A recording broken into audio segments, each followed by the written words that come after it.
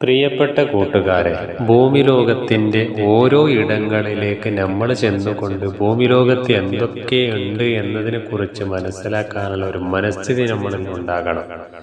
നമ്മളും നമ്മളുടെ കുട്ടികളും യാത്ര ചെയ്യണം. ഭൂമിയിൽ ഒരുപാട് കൃഷികൾ ചെയ്യുന്ന സ്ഥലങ്ങളുണ്ട്.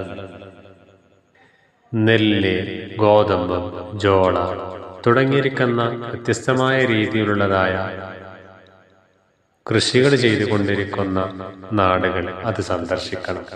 ഒരുപാട് ഫാക്ടറികളുണ്ട്.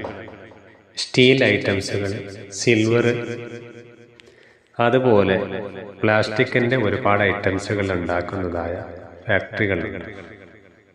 അതൊക്കെയും അതിൻ്റെ അകത്തേക്ക് ചെന്ന് കഴിഞ്ഞ് നമ്മളൊന്ന് നോക്കിയാൽ മാത്രമേ നമ്മളുടെ വീട്ടിലുള്ള ഓരോ സാധനങ്ങൾ ഈ രൂപത്തിലാണ് അവരുണ്ടാക്കി തരുന്നത് എന്ന് നമുക്ക് തിരിച്ചറിയാൻ കഴിയും. സമുദ്രതീരം, ഭൂമിയുടെ ഒരു ഭാഗത്ത് വിശാലമായി പരന്നു കിടക്കുന്ന ആ ഒരു സമുദ്രത്തിനെ കാണാൻ എന്തൊരഴകാണ്. അതേപോലെ തന്നെ ഡാം, കെട്ടി നിൽക്കുന്നതായ വെള്ളം, നല്ല പച്ച നിറമുള്ളതായ ഒരുപാട് വൃക്ഷങ്ങൾ തിങ്ങി നിറയുന്ന സ്ഥലം, കാടുകൾ, പർവ്വതങ്ങൾ, ഏറ്റവും കൂടുതൽ ഉയരത്തിലുള്ളതായ സ്ഥലം, അതിലും ജനങ്ങളുടെ താമസങ്ങളെല്ലാം, ഇതെല്ലാം കാണുമ്പോൾ എന്തെന്നില്ലാത്തൊരു അത്ഭുതമാണ്.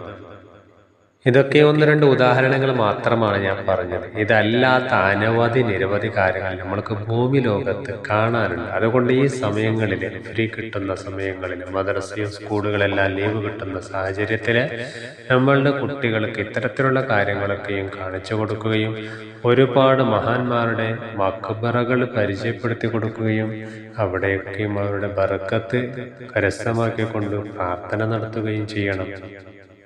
പരിശുദ്ധമാക്കപ്പെടുന്ന ഖുർആനിലുള്ള നിർദ്ദേശമാണ് സീറു ഫിൽ അർദ്, ഭൂമിയിൽ നിങ്ങൾ നടന്നു പോകണം, ചുറ്റിക്കറങ്ങണം.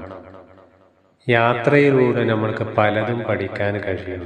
നബി സല്ലല്ലാഹു അലൈഹി വസല്ലമ തങ്ങൾ പറഞ്ഞത് അസ്സഫറു ഖിത്അത്തും മിനൽ അദാബ്, യാത്ര എന്നുള്ളത് ശിക്ഷയുടെ ഒരു ഭാഗമാണ്. അപ്പോൾ ഇടപെടുന്നതായ സമയത്ത് മറ്റുള്ള ജനങ്ങളുമായി നമ്മൾ ചേരുന്ന സമയത്ത് എത്രത്തോളം എന്തൊക്കെ കാര്യങ്ങൾ ശ്രദ്ധിക്കേണ്ടതുണ്ട് എന്നതിനെ കുറിച്ച് നന്നായി മനസ്സിലാക്കാൻ പറ്റിയിരിക്കുന്ന, നല്ലൊരു പാഠം ഉൾക്കൊള്ളാൻ പറ്റിയിരിക്കുന്ന ഒരു സംഗതിയാണ് യാത്ര എന്നുള്ളത്. പടച്ച റബ്ബ് നമ്മേവരെയും അനുഗ്രഹിക്കട്ടെ. ആമീൻ യാ റബ്ബൽ ആലമീൻ.